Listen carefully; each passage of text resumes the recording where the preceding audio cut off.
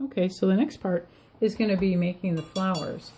So I'm thinking I want a pink flower, of course. Flowers are pink.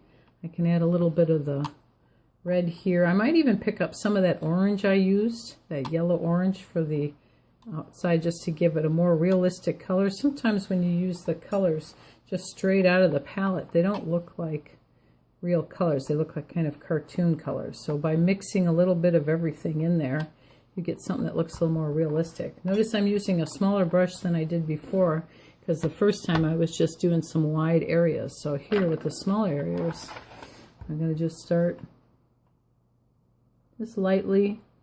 Again, it doesn't have to be perfect. I'm going to keep layering and layering. Getting the different colors in. Watercolor is so fun and it's so easy. There's no right, there's no wrong.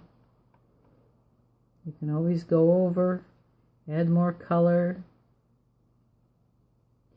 And when you do that, you usually have to wait a little bit so this dries, because remember, this is mostly water that's going on here.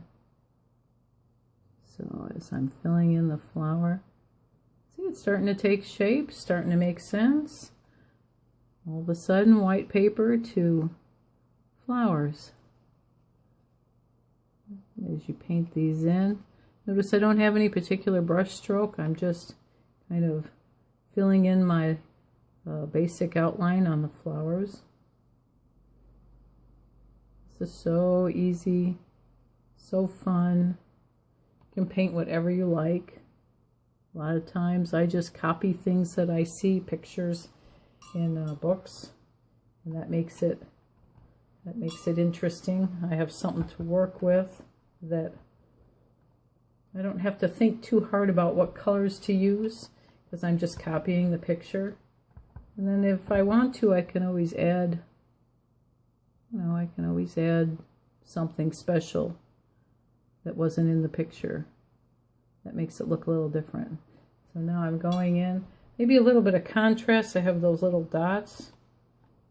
Maybe do something that's a little more interesting, more of an orange instead of just straight red. See? Now it's starting to really look like a flower. What do you think?